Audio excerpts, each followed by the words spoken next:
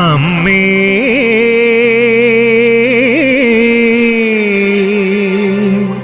മലയാളമേ. മലയാളം മലയാളിക്ക് അമ്മിഞ്ഞ പാലോളം മധുരമായൊരു പദം. ദ്രാവിഡ ഭാഷാ കുടുംബത്തിൽ ഉൾപ്പെടുന്ന മലയാളത്തിന് ഇതര ഭാരതീയ ഭാഷകളായ സംസ്കൃതം, തമിഴ് എന്നീ ഉദാത്ത ഭാഷകളുമായി പ്രകടമായ ബന്ധമുണ്ട്. മലയാള ഭാഷയെക്കുറിച്ച് ആദ്യമായി പഠനം നടത്തിയത് പാശ്ചാത്യ ഭാഷാ ചരിത്രകാരനായ കാർഡ്വലാണ്. പഴയ തമിഴിൽ നിന്നാണ് മലയാളത്തിന്റെ ജനനം. മറ്റെല്ലാ ഭാഷകളിലും എന്നതുപോലെ തമിഴിലും ദേശീയഭേദങ്ങളുണ്ടായിരുന്നു. ഇതിൽ ഒരു വകഭേദമായ കൊടുന്തമിഴാണ് പിന്നീട് മലനാട്ടിലെ ഭാഷയായ മലയാളമായി രൂപം പ്രാപിച്ചത് എന്ന് ഭാഷാശാസ്ത്രജ്ഞർ കരുതുന്നു. മലയാള ഭാഷയിലെ ഏറ്റവും പ്രാചീനമായ കൃതിയാണ് പാട്ട് എന്ന പ്രസ്ഥാനത്തിൽ ഉൾപ്പെടുന്ന രാമചരിതം. ചീരാമൻ എന്ന കവിയാണ് ഈ കൃതി രചിച്ചിരിക്കുന്നത്. പിന്നീട് ആര്യന്മാർ കേരളത്തിൽ ആധിപത്യം നേടിയതിനു ശേഷം പാട്ടിന് സമാന്തരമായി തന്നെ ആവിർഭവിച്ച മറ്റൊരു കാവ്യരീതിയാണ് മണിപ്രവാളം. സംസ്കൃതവും മലയാളവും പരസ്പരം വേറിട്ടറിയാൻ കഴിയാത്ത വിധം കലർത്തിയുള്ള കാവ്യരചനാ സമ്പ്രദായമാണിത്. മണിപ്രവാള കാലഘട്ടത്തിനു ശേഷം പിന്നീട് വന്ന മുഖ്യകൃതികൾ കണ്ണച്ചന്മാരുടേതാണ്. കേവലം കരിന്തമിഴായി കഴിഞ്ഞിരുന്ന മലയാള ഭാഷയെ അതിൽ നിന്ന് അല്പാൽപമായി വേർപെടുത്തി സംസ്കൃത പ്രയോഗം കൊണ്ട് മൂടിക്കുട്ടി ഭാഷയ്ക്ക് നവചൈതന്യം പ്രദാനം ചെയ്തവരാണ് നിരണം കവികൾ. കണ്ണച്ചന്മാർക്ക് ശേഷം ഭാഷാ പദ്യസാഹിത്യത്തിന്റെ ഗാനശാഖയെ ഏറ്റവും അധികം പരിപോഷിപ്പിച്ചത് ചെറുശ്ശേരിയുടെ കൃഷ്ണഗാഥയായിരുന്നു. ആധുനിക മലയാള ഭാഷയുടെ പിതാവ് എന്നറിയപ്പെടുന്ന ഭാഷാകവിയായ തുഞ്ചത്ത് രാമാനുജൻ എഴുത്തച്ഛൻ 15-ാം നൂറ്റാണ്ടിനും 16-ാം നൂറ്റാണ്ടിനും ഇടയിലായി ജീവിച്ചിരുന്നുവെന്ന് കരുതപ്പെടുന്നു. എഴുത്തച്ഛന് മുമ്പും തെളിമലയാളത്തിൽ ചെറുശ്ശേരിയെപ്പോലുള്ളവരുടെ പ്രശസ്തമായ കാവ്യങ്ങൾ വന്നിരുന്നുവെങ്കിലും എഴുത്തച്ഛനെ ആധുനിക മലയാള ഭാഷയുടെ പിതാവായും മലയാളത്തിന്റെ സാംസ്കാരിക ചിഹ്നമായും കരുതിപ്പോരുന്നു. 30 അക്ഷരമുള്ള വട്ടെഴുത്തിന് പകരം 51 അക്ഷരമുള്ള മലയാളം ലിപി പ്രയോഗത്തിൽ വരുത്തിയത് രാമാനുജൻ എഴുത്തച്ഛനാണ്. ഹരിശ്രീ ഗണപതയെ നമ എന്ന് മണലിൽ എഴുതി കുട്ടികൾക്ക് അക്ഷരമെഴുത്ത് പരിശീലിപ്പിക്കുന്ന സമ്പ്രദായവും എഴുത്തച്ഛൻ തുടങ്ങിയതാണ്.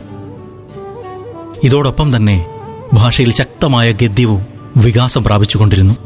ഏറ്റവും പഴക്കം ചെന്ന ശാസനമായ വാഴപ്പള്ളി ശാസനത്തിൽ തുടങ്ങി പിന്നീട് ഭാഷാ കൗടില്യത്തിലൂടെയും വർത്തമാന പുസ്തകത്തിലൂടെയും ചെറുകഥയിലേക്കും നോവലിലേക്കും അത് വളർന്നു. ലക്ഷണമൊത്ത ആദ്യ നോവലായി കരുതപ്പെടുന്നത് ശ്രീ ഒ ചന്തുമേനോന്റെ ഇന്ദുലേഖയാണ്. പിന്നീട് CV രാമൻപിള്ളയുടെ കൃതികൾ ഭാഷയുടെ കരുത്തും ഓജസ്സും നമ്മെ ബോധ്യപ്പെടുത്തി. മലയാളത്തിൽ ആദ്യമായി അച്ചടി മഷി പുരണ്ട കൃതി 1772 അച്ചടിച്ച ഇറ്റലിക്കാരനായ ക്ലമന്റ് പിയാനിയോസിന്റെ സംക്ഷേപ വേദാർത്ഥമാണ്. ആ അച്ചടി നടന്നത് കേരളത്തിലായിരുന്നില്ല, മറിച്ച് റോമിലായിരുന്നു. വിജ്ഞാന വിതരണത്തിനും വികസനത്തിനും അച്ചടി എങ്ങനെയെല്ലാം പ്രയോജനപ്പെടുത്താമെന്ന് 19-ാം നൂറ്റാണ്ട് നമ്മെ ബോധ്യപ്പെടുത്തി. മലയാളത്തിലെ ആധുനിക അച്ചടിയുടെ പിതാവ് ബെഞ്ചമിൻ ബെയ്ലിയാണ്. ഒരാശാരിയുടെയും കൊല്ലന്റെയും സഹായത്തോടെ ഇന്ന് നമുക്ക് പരിചിതമായ ഉരുണ്ട മലയാള അക്ഷരങ്ങൾ രൂപകൽപ്പന ചെയ്തത് ഇദ്ദേഹമായിരുന്നു. ബെഞ്ചമിൻ ബെയ്ലിയെപ്പോലെ തന്നെ ഹെർമൻ ഗുണ്ടർട്ടിനെയും ഭാഷയ്ക്കൊരിക്കലും വിസ്മരിക്കാനാവില്ല. വാസ്തവത്തിൽ മലയാള സാഹിത്യത്തിന്റെ ഉപക്രമഘട്ടം ഗുണ്ടർട്ടിന്റെ നിസ്വാർത്ഥ പരിശ്രമത്തോടുകൂടിയാണ് ആരംഭിച്ചത്. പിന്നീട് പശ്ചിമോദയത്തിലൂടെയും ജ്ഞാനനിക്ഷേപത്തിലൂടെയും വിദ്യാവിനോദിനിയിലൂടെയും നസ്രാണി ദീപികയിലൂടെയും മലയാളത്തിന്റെ പത്രപ്രവർത്തന രംഗം സജീവമായി. 1942 PN പണിക്കരുടെയും DC കിഴക്കേമുറിയുടെയും ശ്രമഫലമായി രൂപം കൊണ്ട ഗ്രന്ഥശാല പ്രസ്ഥാനമാണ് മലയാളത്തിന്റെ പ്രസാധന രംഗത്തും മലയാളിയുടെ വായനയിലും വിപ്ലവങ്ങൾ സൃഷ്ടിച്ചത്. ഇതേ കാലഘട്ടത്തിൽ തന്നെ പ്രശസ്ത സാഹിത്യകാരനായ പൊൻകുന്ന വർക്കിയും എഴുത്തുകാരനും സ്വാതന്ത്ര്യ സമര സേനാനിയുമായ DC കിഴക്കേമുറിയും സംയുക്തമായി നാഷണൽ ബുക്ക് സ്റ്റാൾ എന്ന സ്ഥാപനത്തിലൂടെ മലയാളിയുടെ വായനയെ വിപുലമാക്കി. 1945 ലോകത്താദ്യമായി എഴുത്തുകാരുടെ ഒരു സഹകരണ സംഘം കോട്ടയത്ത് പ്രവർത്തനം ആരംഭിച്ചു. സാഹിത്യ പ്രവർത്തക സഹകരണ സംഘം എന്ന പേരിൽ. ശ്രീ MP പോളും DC കിഴക്കേമുറിയും കാരൂർ നീലകണ്ഠപിള്ളയുമായിരുന്നു ഈ പ്രസ്ഥാനത്തിന്റെ അമരക്കാർ.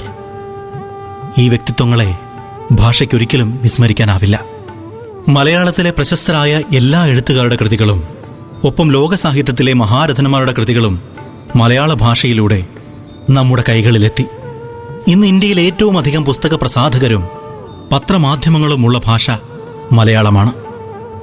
ദൃശ്യമാധ്യമ രംഗത്തെ സ്ഥിതിയും വ്യത്യസ്തമല്ല. ലോകത്തിലെ ഏറ്റവും പ്രഗത്ഭരായ സാഹിത്യകാരന്മാരുടെ കൃതികൾ അവരുടെ ഭാഷയിൽ പുറത്തിറങ്ങുന്ന അതേ സമയത്ത് തന്നെ നമ്മുടെ മലയാളത്തിലും ആ കൃതികൾ കൈരളിക്ക് സമർപ്പിക്കുവാൻ ഇന്ന് നമുക്ക് കഴിയുന്നുണ്ട്.